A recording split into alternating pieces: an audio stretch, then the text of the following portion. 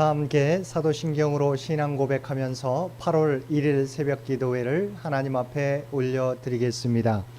전능하사 천지를 만드신 하나님 아버지를 내가 믿사오며 그 외아들 우리 주 예수 그리스도를 믿사오니 이는 성령으로 잉태하사 동정녀 마리아에게 나시고 본디오 빌라도에게 고난을 받으사 십자가에 못 박혀 죽으시고 장사한 지 사흘 만에 죽은 자 가운데서 다시 살아나시며 하늘에 오르사 전능하신 하나님 우편에 앉아 계시다가 저리로서 산자와 죽은 자를 심판하러 오시리라.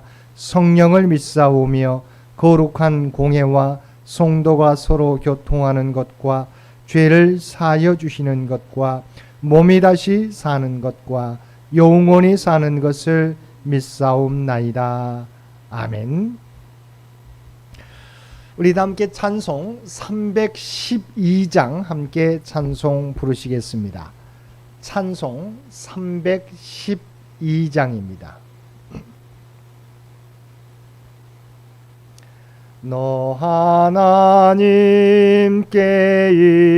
이끌리어 일평생 주만 바라면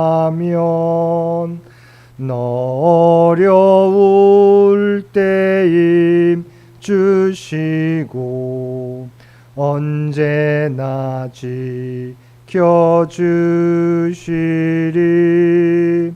주 크신 사랑 믿는 자 그 반석 위에 서리라. 너 설레는 맘 가다듬고 희망 중 기다리면서 그 은혜로우신 주의 뜻과 사랑에 만족하여라. 우리를 불러주신 주 마음에 소원하신다.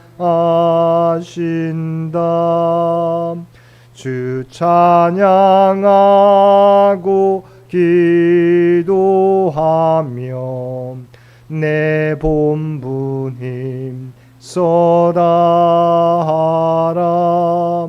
주 약속하신 모든 은혜 내게서 이루어지리라. 참되고 의지하는 자 주께서 기억하시리.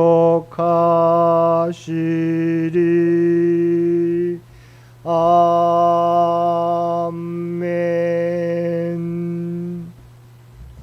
오늘 우리에게 주신 하나님의 말씀 사도행전 17장 1절에서 15절까지 말씀입니다.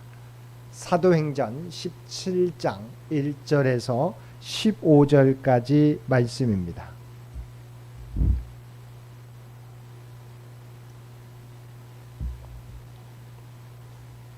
사도행전 17장 1절에서 15절까지 우리 주신 말씀 한 절씩 교독합니다. 그들이 암비볼리와 아볼로니아로 다녀가 데살로니가에 이르니 거기 유대인의 회당이 있는지라.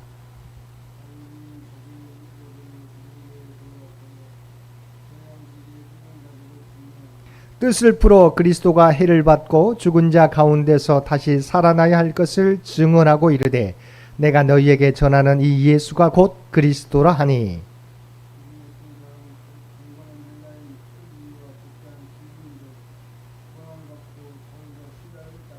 그러나 유대인들은 시기하여 저자의 어떤 불량한 사람들을 데리고 때를 지어 성을 소동하게 하여 야손의 집에 침입하여 그들을 백성에게 끌어내려고 찾았으나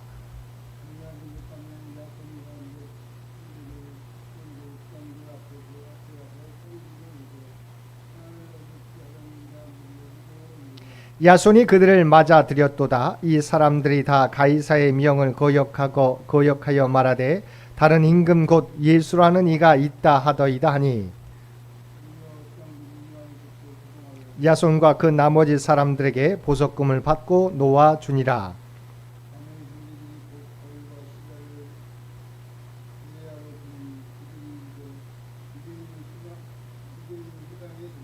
베레아에 있는 사람들은 데살로니가에 있는 사람들보다 더 너그러워서 간절한 마음으로 말씀을 받고 이것이 그러한가 하여 날마다 성경을 상고하므로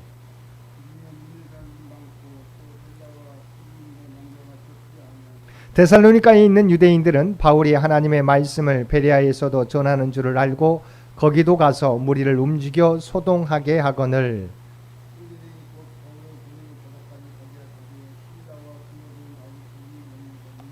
함께 읽겠습니다. 바울을 인도하는 사람들이 그를 데리고 아덴까지 이르러 그에게서 실라와 디모데를 자기에게로 속히 오게 하라는 명령을 받고 떠나니라.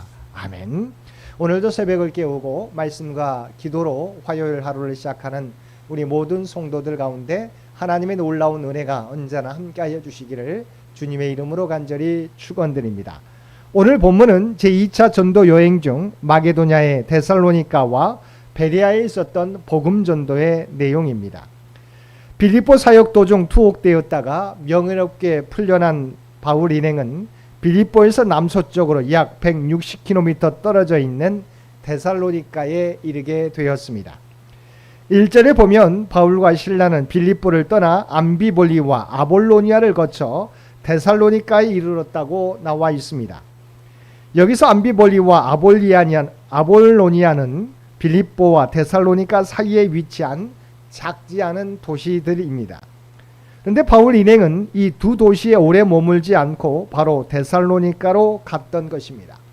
그렇다면 왜 바울과 실라는 암비볼리와 아볼로니아에서 오래 머물면서 복음을 전하지 않고 바로 데살로니가로 갔을까요? 그것은 복음 전도의 전략적 이유 때문이었습니다. 즉 복음 전도의 효율을 극대화시키기 위한 전력이었습니다.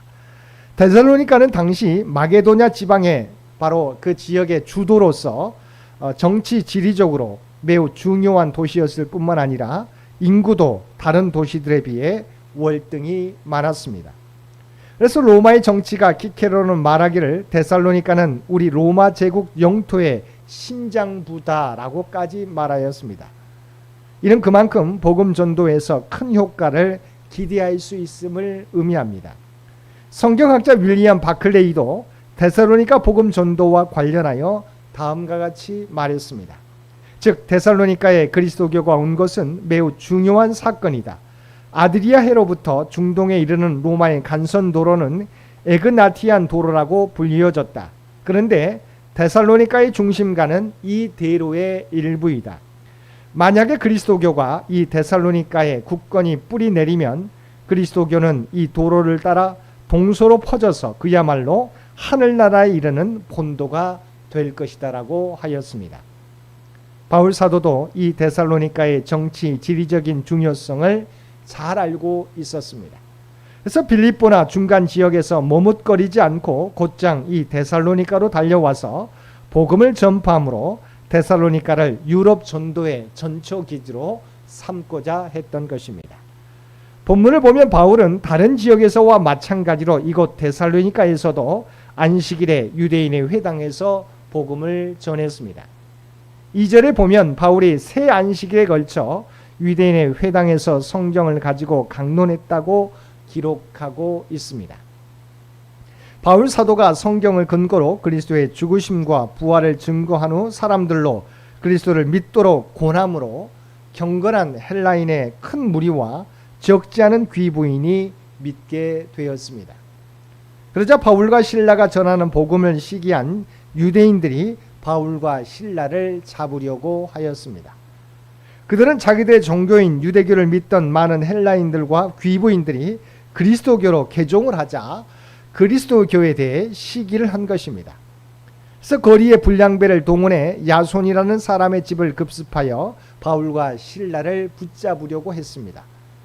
여기서 저자의 어떤 불량한 사람들이란 오늘날로 말하면 조직 폭력배 같은 사람들입니다. 즉 유대교인들은 바울과 실라를 잡기 위해서 폭력배를 동원한 것입니다. 데살로니가의 유대인들의 관심은 진리나 구원에 있지 않았습니다.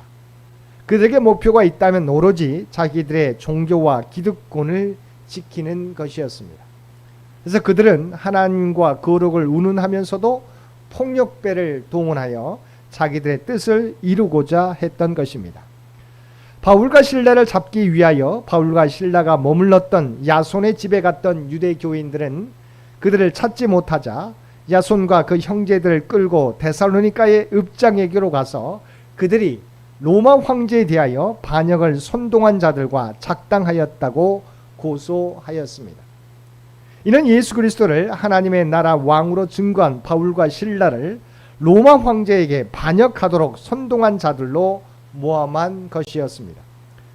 참으로 하나님을 경외한다고 하는 사람들의 입에서 나올 수 없는 가증스러운 거짓말이었습니다. 이는 유대 종교 지도자들이 예루살렘의 유대 종교 지도자들이 예수 그리스도를 로마 황제에 대한 반역죄로 고소한 것과 같은 것입니다. 그러나 야손과 그 나머지 사람들은 보석금을 풀고 풀려나게 되었습니다. 이런 유대인들의 핍박으로 3주 만에 데살로니가를 떠나게 된 바울 일행은 베레아 지방으로 향하게 됩니다. 베레아는 데살로니가에서 남쪽으로 약 80km 정도 떨어진 소도시였습니다. 바울과 실라는 그곳에서도 유대인의 회당에 들어가 복음을 전했습니다. 바울과 실라는 비록 데살로니가에서의 유대인의 핍박으로부터 도피해 왔지만 복음 전파와 그리스도에 대한 섬김을 포기하지 않았습니다. 박해와 핍박을 받고 도피했지만 숨지 않고 공개적으로 회당에서 복음을 증거했던 것입니다. 복음을 증거하면 또다시 유대인의 시기를 사서 어떤 위험에 처할지 모르는 상황이었지만 그들은 전도자의 사명을 다한 것입니다. 이러한 바울과 실라의 복음 전파의 모습은 때를 얻든지 못 얻든지 복음을 전파하는 주님의 말씀을 떠올리게 하는 것입니다. 그리고 이곳 베레아의 유대인들은 복음에 대하여 매우 신사적이었습니다. 즉 이곳 사람들은 바울 일행이 전한 복음을 편견 없는 깨끗한 마음으로 받아들였던 것입니다. 11절 말씀입니다. 베레아에 있는 사람들은 데살로니가에 있는 사람들보다 더 너그러워서 간절한 마음으로 말씀을 받고 이것이 그러한가 하여 날마다 성경을 상고함으로 그 결과 베레아에서도 바울과 실라가 전한 복음을 받아들일 사람들이 많아졌습니다. 그런데 바울의 전도 사역을 회방한 바 있는 데살로니가 유대인들이 베레아까지 와서 바울의 복음 전파를 회방하였습니다. 데살로니가 유대인들이 베레아까지 와서 소동을 일으키자 제자들은 바울을 아덴으로 피신시킵니다. 이 과정에서 바울은 실라와 디모데와 잠시 떨어지게 됩니다. 사랑하는 성도 여러분, 복음이 전파되는 곳이면 이처럼 언제나 두 가지 반응이 나타나게 됩니다. 하나는 아멘으로 복음을 영접하는 것이요, 다른 하나는 복음을 회방하고 전도자를 핍박하는 것입니다. 이것은 세상에서 구원받을 자와 버림받을 자가 함께 공존하고 있기 때문입니다. 그러므로 우리는 복음을 전할 때 사람들이 복음을 영접하면 하나님의 구원하심을 기뻐해야 하지만 반대로 배척과 핍박이 온다고 해도 낙심하거나 좌절할 필요가 없습니다. 우리는 최선을 다해 복음을 전하되 그럼에도 불구하고 배척을 계속하면 하나님께 맡기고 다른 곳으로 가서 복음을 전하면 되는 것입니다. 세상의 반응이 어떠하든지 오직 복음에 대한 열심을 가지고 복음 전파에 최선을 다하며 살아가는 저와 여러분 모두가 되시기를 주님의 이름으로 간절히 축원드립니다. 함께 기도드리겠습니다. 사랑과 은혜가 충만하신 아버지 하나님, 우리가 복음을 전할 때 열매를 맺는 경우도 있지만 거부와 거절을 경험하게 되는 날도 있는 줄 믿습니다. 비록 거부와 거절을 당할지라도 낙심하거나 좌절하지 않게 하여 주시고 담대하게 우리에게 맡겨주신 사명 감당하게 하여 주옵소서. 우리는 씨를 뿌리고 물을 줄지라도 열매 맺게 하시는 분은 하나님인 것을 믿고 우리의 책임을 다하게 하여 주옵소서. 오늘 또 무더운 날씨가 계속되는데 이 나라와 이 민족을 지키시고 보호하여 주시기를 원합니다. 또한 100주년을 준비하며 달려가는 창현재단과 창현의 가족들을 기억하여 주시고 한 마음으로 주의 맡겨진 사명을 감당하게 될 때 하나님의 계획하신 일들을 하나하나 성취해 가게 도와주옵소서. 하나님의 뜻을 준비하는 창현재단이 되게 하여 주옵소서. 다음 선교 100년을 준비하는데 부족함이 없도록 우리 모두를 주의 도구로 사용하여 주옵소서. 오늘 또 우리에게 복된 하루를 허락해 주신 것 진심으로 감사드립니다. 우리가 서 있는 삶의 자리에서 하나님의 부름받은 백성이라고 하는 정체성을 가지고 살아가게 하여 주옵소서. 특별히 시험을 준비하는 살아가는 자녀들 가운데 하나님의 지혜와 능력과 간결함을 더하여 주시어서 또한 담대함을 더하여 주시어서 두려워하거나 걱정하지 않게 도와주시고 모든 것을 맡기며 마지막까지 최선을 다하게 하여 주옵소서. 또한 병중에 하나님의 도우심을 바라는 많은 환우들이 있습니다. 이 무더위 가운데 건강이 더욱더 악화되지 않도록 그들을 붙잡아 주옵소서. 그들과 함께하여 주옵소서. 낙심하지 않게 도와주옵소서. 하나님께 부르짖음으로 놀라운 치유와 회복의 역사를 경험케 하여 주옵소서. 오늘 또 우리가 서 있는 삶의 자리에서 그리스도의 향기를 바라며 살아가는 우리 모두가 되게 하여 주옵소서. 이제는 우리 주 예수 그리스도의 은혜와 아버지 하나님의 극진하신 사랑하심과 성령님의 세상 끝날까지 우리와 함께 하시는 놀라운 교통의 역사가 오늘 주신 말씀을 따라 때를 얻든지 못 얻든지 주의 복음을 전파하라고 하는 그 말씀을 기억하고 우리의 삶의 자리에서 주의 복음, 생명의 복음을 전하며 살아가겠노라고 결단하며 세상 가운데 나아가는 사랑하는 주의 백성들과 그의 가정과 산업의 터전 위에 이제로부터 영원토록 함께해 주시기를 우리 주 예수님의 이름으로 간절히 축원하옵나이다. 아멘. 여러분 기도하실 때 오늘 주신 말씀을 위해서 이 나라 이 민족을 위해서 창현재단을 위해서 창현의 가족들을 위해서 기도해 주시고 각자의 기도 제목 가지고 하나님 앞에 더욱더 가까이 나아가시기를 바랍니다.